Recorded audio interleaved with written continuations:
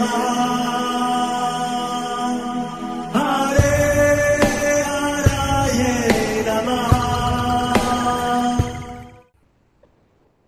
कृष्णा जी, आप सबका बहुत बहुत स्वागत है। मंगलाचरण आरंभ करते हैं।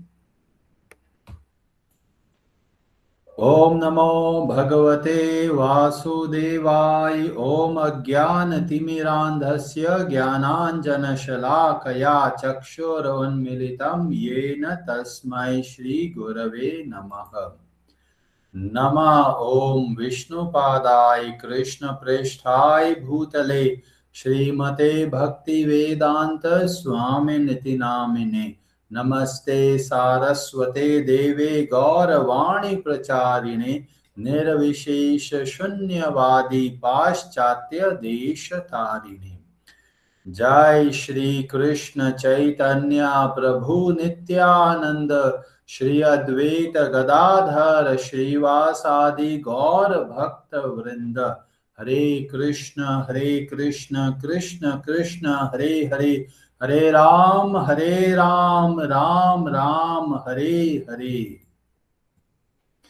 कार्पण्य दोषोपहत स्वभावः पृच्छामि त्वां धर्म सम्मूढचेताः। यच्छ्रेयः स्यान्निश्चितं ब्रूहि तन्मे शिष्यस्ते अहं शाधि मां त्वां प्रपन्नम्। हरे कृष्ण जी। भगवत गीता आरंभ करते हैं। अध्याय 4 श्लोक नंबर 42 42 क्लास नंबर 2। ब्रजेश्वरी जी आप पढ़ेंगे संस्कृत। हरे कृष्णा।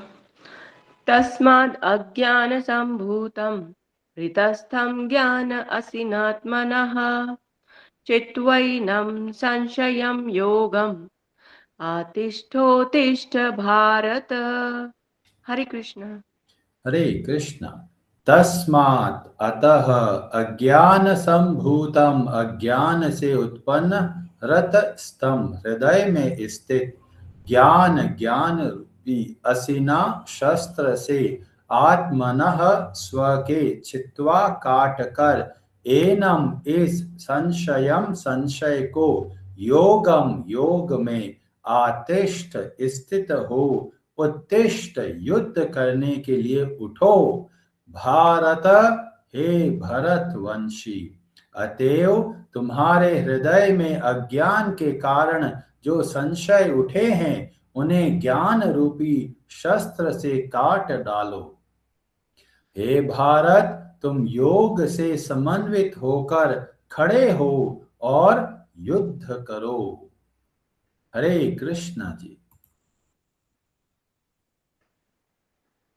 बहुत ही अद्भुत है भगवत गीता। हर एक श्लोक इतना उत्साह देते हैं। यहाँ पर भगवान श्री कृष्ण इतने सुंदर शब्द का प्रयोग करते हैं। आतिष्ठ, उत्तिष्ठ, पहले स्थित हो और फिर खड़े हो। खड़े होने का मतलब है भगवान हम सबको प्रेरणा दे रहे हैं कि हमको जीवन को किस तरीके से चलाना है।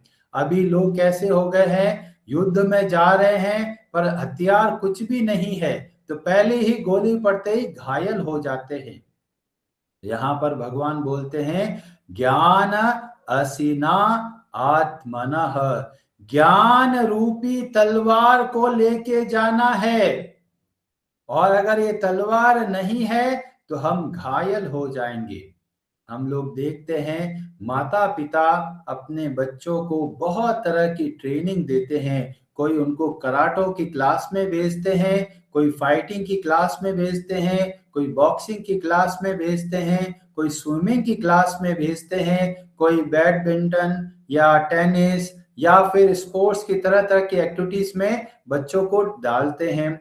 या फिर कोई सिंगिंग के बारे में सिखाता है, कोई डांस के बारे में बताता है। तो हम देखते हैं माता पिता सदैव चिंता करते हैं कि मैं अपने बेटे को बेटी को कितना अच्छे से ज्ञान दूं ताकि वो उस फील्ड के अंदर एक्सपर्ट बन सके। ये बहुत अच्छी बात है, पर उससे भी अधिक महत्वपूर्ण बात है हर एक माता पिता को चाहिए कि बच्चों को भगवत गीता का ज्ञान अवश्य दे, नहीं तो पहला ही अटैक में घायल हो जाएंगे। और अटैक कहां से आते हैं? बहुत तरह के अटैक होता है। जैसे बच्चे लोग स्कूल जाते हैं तो पीयर प्रेशर आ जाता है, सब लोग और अच्छे मार्क्स मिल गए, बच्चे को मार्क्स नहीं आए, तुरंत डिप्रेस हो जाता है, उसका हृदय टूट जाता है, या फिर उसका कॉन्फिडेंस लेवल कम हो जाता है। तो देखते हैं बच्चों को बाहर से तो बहुत ट्रेनिंग मिल रहा है, पर अंदर से पूरा का पूरा खाली है। और इसलिए भगवत गीता का ज्ञान हमें अंदर से मजबूत बनाता है, हमारे अंदर का जो कॉन्फिडेंस लेवल है उसको बढ़ाता है। इसीलिए हर एक बच्चे को इसकी ट्रेनिंग देनी है। या फिर बच्चे का कुछ अपमान हो जाता है तो बच्चा धड़ धड़ करता हुआ रोता हुआ आता है। क्यों? क्योंकि हमने उनको ट्रेनिंग दिया ही नहीं है कि जब ऐसी परिस्थिति आए तो क्या करना है। या फिर बच्चे गए, कुछ भोग की वस्तु मिली, भटक गए। तो जब हम लोग देखते हैं जैसी ही परिस्थिति आती है तब हमको पता चलता है कि हम कितना मजबूत हैं अंदर से। और अगर यह अंदर की मजबूती नहीं है तो हम बार बार दुख पाएंगे, बार बार उदास हो जाएंगे, क्योंकि परिस्थितियां हमारे वश में नहीं है। कई बच्चे लोग होते हैं, बहुत अच्छे से पढ़ाई करा, बहुत अच्छा मार्क्स मिल गया, तो क्या होता है, घमंड आ जाता है, ओवर कॉन्फिडेंट हो जाते हैं और अगले एग्जाम में फिर नीचे गिर जाते हैं। तो हम लोगों को चाहिए कि बच्चों को ट्रेनिंग दे भगवत गीता के ज्ञान से। यहाँ पर बताया गया कि हम सबको ज्ञान की तलवार की आवश्यकता है। हम अर्जुन को देखते हैं, इतना बड़ा धनुर्धारी अर्जुन, पूरा विश्व विजेता, यहां तक कि देवता लोग भी बुलाते हैं अर्जुन को कि अर्जुन तुम्हारी आवश्यकता है युद्ध में। इतना बड़ा धनुर्धर अर्जुन और इमोशनल ब्रेकडाउन हो गया। और हम सब के जीवन के अंदर इमोशनल ब्रेकडाउन होता है। कभी परिवार का ये सदस्य अच्छा नहीं होता, या बहू अच्छी नहीं आ गई, ना सास अच्छी मिल गई, ना हस्बैंड ऐसा है, वाइफ वैसी है, तरह तरह की समस्याओं से जुड़े हुए हैं। और इसलिए हम सबको ट्रेनिंग की आवश्यकता है कि ऐसी परिस्थिति को कैसे हल करें। जब यहाँ पर तलवार शब्द का प्रयोग किया गया तो बता रहे हैं भगवान कि जो नॉलेज है वो पावर है। Knowledge is power. अगर वो नॉलेज, वो ज्ञान नहीं है तो हमारे पास शक्ति नहीं है। जैसे कि हम लोग देखते हैं कि एक बाज का बच्चा जो कि मुर्गियों के बीच में फंस जाता है और वो मुर्गियों को देख के वैसा वैसा ही करने लग जाता है, पर जब पता चलता है एक दूसरे बाज को, अरे ये बाज का बच्चा ये मुर्गियों की तरह कैसे चल रहा है, तो बाज आके बोलता है, अरे तुम बाज हो, तुम मुर्गी नहीं हो। पर वो जो बाज का बच्चा होता है वो बोलता है, नहीं नहीं, मैं तो मुर्गी हूं, मुझे शक्ति नहीं है। और वो बाज उसको उठाता है, ऊपर तक लेके जाता है, और वो बाज का बच्चा घबराता है, डरता है, अरे मैं गिर जाऊंगा, मैं मर जाऊंगा। पर बाज सुनता नहीं है, बहुत ऊंची जगह पर लेके और बाज के बच्चे को छोड़ देता है। और वो जैसे जैसे गिरने लगता है, गिरता गिरता डर रहा है, तुरंत अपने पंख को फैलाता है और उसको पता चलता है, अरे मैं सच में बाज हूं, मेरे अंदर इतनी शक्ति है और मैं खुद भूल के बैठा हुआ हूं। ऐसे ही हम सब अपनी वास्तविक परिस्थिति को, वास्तविक स्वरूप को भूल कर हम काम के अधीन हो गए, क्रोध के अधीन हो गए, लोभ के अधीन हो गए, मद, मोह और मात्सर्य के अधीन हो गए, और हम अपने आप को भूल कर ये शरीर मानने बैठ गए। शरीर को दर्द होता है तो हमको लगता है हमको दर्द हो रहा है, शरीर का अपमान हो जाता है तो लगता है हमको अपमान हो गया। जैसे कि गए शादी में गए तो बोला अरे जी बहुत मोटे हो गए हो, कोई बोलता है जी बहुत पतले हो गए, कोई बोलता है जी बहुत काले हो गए, कोई बोलते हैं जी बहुत पिंपल हो गए। तो जब कोई ऐसी बात बोलता है तो हमारा कॉन्फिडेंस लेवल कम हो जाता है। क्यों? क्योंकि हम सोचते हैं ये शरीर और मैं एक है। पर भगवत गीता का ज्ञान हमको बताता है ये शरीर केवल एक साधन है, केवल एक कार की तरह है, और कार में अगर डेंट लग जाता है तो हमको रोने की आवश्यकता नहीं है। हमारे शरीर के अंदर कोई कमी है तो हमको चिंता करने की आवश्यकता नहीं है, क्योंकि हमको पता करना है कि हम वास्तव में भगवान श्री कृष्ण के सनातन अंश है।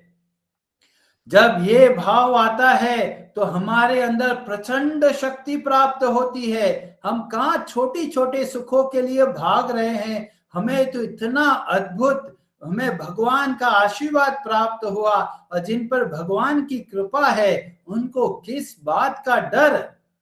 परंतु लोग बहुत डरपोक है। थोड़ा ही जीवन में दुख आता है तुरंत घबरा जाते हैं, इधर उधर का सहारा लेते हैं, कोई टोटके का सहारा लेता है, कोई ताबीज का सहारा लेता है, कोई अंगूठियों का सहारा लेता है, कोई कड़ा पहन लेता है, सोचता ये कड़े मेरी सहायता करेगा। तो भगवान हमें प्रेरणा देते हैं ये कोई हमारी सहायता नहीं करेगा।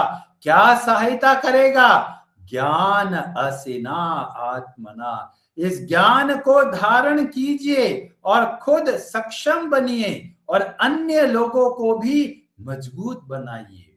अर्जुन के चरित्र से हमको पता चलता है कि बाहर से भले ही बहुत ट्रेनिंग मिल गया है, पर अंदर की ट्रेनिंग की अभी जरूरत थी। और जब भगवत गीता के ज्ञान को समझे तब अर्जुन पूर्णतया स्थित होकर सारे अपने संदेहों को नष्ट करके बोलते हैं करिष्ये वचनम तव। हे भगवान, जैसा आप बोलते हैं मैं वैसा ही करूंगा। और इसलिए ये भगवत गीता एक बहुत बड़ा ट्रांसफॉर्मेटिव, बहुत बड़ा मोटिवेशनल लिटरेचर है जो हमारे जीवन के अंदर उत्साह भर देता है। और हमको क्या करना है? तलवार, कई लोग बोलते हैं जी हमारे पास भी तलवार है, हमें भी बहुत ज्ञान है, पर जब युद्ध की परिस्थिति आती है, जब विकट समस्या आ जाती है, तब हमको पता चलता है अरे जो तलवार हमने लिया है वो खिलौने की तलवार है जो काम नहीं करती, और इसीलिए पहले ही दुर्घटना के अंदर बुरी तरह घायल हो जाते हैं। तो हमको वास्तविक तलवार चाहिए, हमको वास्तविक ज्ञान चाहिए, जिससे कि हम ये जीवन की वास्तविक समस्याओं का समाधान कर सके। कई लोग सोचते हैं कि मेरा बेटा तो आईएएस ऑफिसर बन गया है, या आईआईटी के अंदर सिलेक्शन हो गया है, या डॉक्टर बन गया है, बहुत अच्छी बात है, उनको एक ज्ञान का स्तर मिला, उस ज्ञान की वजह से वो कुछ कुछ समस्याओं का समाधान कर सकते हैं। पर जो समस्याएं मन की वजह से आती है उनका समाधान ये जो सांसारिक ज्ञान है वो हल नहीं कर सकता। इस मन की समस्याओं के लिए हमें आध्यात्मिक ज्ञान की आवश्यकता है, और इसीलिए हर एक व्यक्ति को भगवत गीता को ध्यान से समझना है, जीवन में परिवर्तन लेके आना है। कई लोग ऐसा भी बोलेंगे अरे प्रभु जी हमने तो 20 बार भगवत गीता पढ़ी हुई है, बहुत अच्छी बात है, उसको अपने जीवन में उतारना है। जो हमें तलवार मिली है उसका सही समय पर सदुपयोग करना है। और कौन सा समय आता है? जब निर्णय करने का समय आता है। एक तरफ भोगों की ओर जाएगा, एक तरफ भगवान की ओर जाएगा, और उस समय हम क्या निर्णय लेते हैं वो निर्धारित करता है कि हमारा ज्ञान केवल किताबी ज्ञान है या वास्तविक ज्ञान है। और क्या करें? ज्ञान की तलवार मिल गई है, बहुत अच्छी बात है, उस ज्ञान की तलवार को तीखा रखना है, शार्प करना है। कैसे शार्प करते हैं इस ज्ञान की तलवार को? तो बोला गया गुरु, साधु और शास्त्र के माध्यम से। जब हम शास्त्रों का अध्ययन करते हैं, भक्तों का संग करते हैं, उनके से डिस्कस करते हैं, परामर्श करते हैं, उनसे श्रवण करते हैं, तब हम अपनी ज्ञान की तलवार को तीखा करते हैं। और इस श्लोक के माध्यम से भगवान बताते हैं कि ये ज्ञान काम कब करेगा? जब हम लोग योगम आतिष्ठ, योग में स्थित होकर कार्य करेंगे। अभी हम क्या है? अभी हम प्रकृति स्थ है। हम अपने आप को भूल कर, अपने आप को ये शरीर मानकर जीवन को चलाते हैं। तो भगवान हमको प्रेरणा देते हैं, इस शरीर से ऊपर उठकर हमें अपने आप को भगवान का अंश, भगवान का सेवक समझकर जीवन को चलाना है। इसको बोलते हैं योगम आतिष्ठ।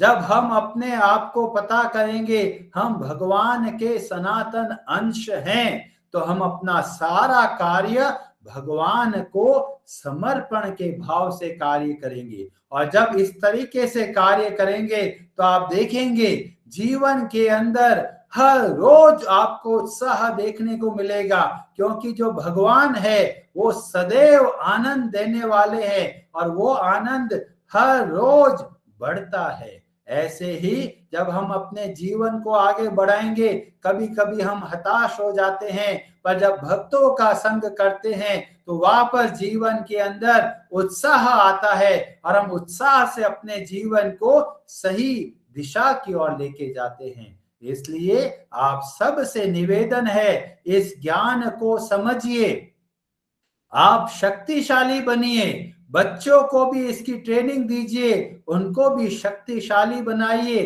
ताकि जीवन के जब निर्णय का समय हो तब वे सही निर्णय ले पाए। हरे कृष्णा जी, आप सबका बहुत बहुत धन्यवाद।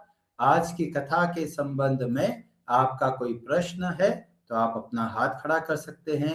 आज की कथा से आपको क्या शिक्षा मिली, आप कुछ कहना चाहते हैं तो आप कह सकते हैं।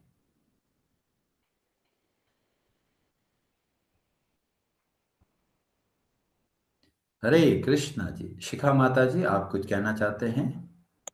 हरे कृष्णा प्रभु जी, दंडवत प्रणाम। हरे कृष्णा जी। प्रभु जी, हर रोज की तरह आज की क्लास उत्साह से और बहुत सारी प्रेरणा से भरी हुई थी और आज की क्लास एक कंप्लीट थी। आपने इसमें हर चीज का उत्तर दिया है। हम लोग के मन में जो जो संशय आते हैं, क्लास सुनते सुनते मैं सोच रही थी लेकिन ये ज्ञान हमारा बह जाता है, तो आपने उसका भी निचोड़ दिया कि हमें इस तलवार को कैसे, इसकी धार को बनाए रखना है। प्रभु जी, आज हम जो भी ये नाम स्मरण कर पा रहे हैं, जप कर पा रहे हैं, ये सब आपकी प्रेरणा और आपके आशीर्वाद से है। बस आप अपना आशीर्वाद बनाए रखिए। क्लास बहुत ज्यादा प्रेरणादायक। धन्यवाद प्रभु जी। हरे कृष्णा। हरे कृष्ण। हम सबको सदैव आभारी रहना है प्रभुपाद जी के प्रति और हमारे इतने आचार्यों के प्रति, जिन्होंने इतने अच्छे तरीके से हमको भगवत गीता का ज्ञान समझाने के लिए इतना प्रयास किया। उससे पहले हमने न जाने कितनी बार भगवत गीता पढ़ी होगी और ये श्लोक कितनी बार हमारे सामने आया होगा, पर हम समझ नहीं पाए कि भगवान कहना क्या चाहते हैं। इसीलिए जब भक्तों का संग करते हैं तब हमको वास्तव में भगवान की कृपा का अनुभव होने लगता है। और इसलिए हम सबको सदैव कृतज्ञ रहना है भगवान के भक्तों के प्रति, जिन्होंने ज्ञान रूपी तलवार हमको देने में हमारी सहायता करी। हरे कृष्णा जी। हरे हरे नमः।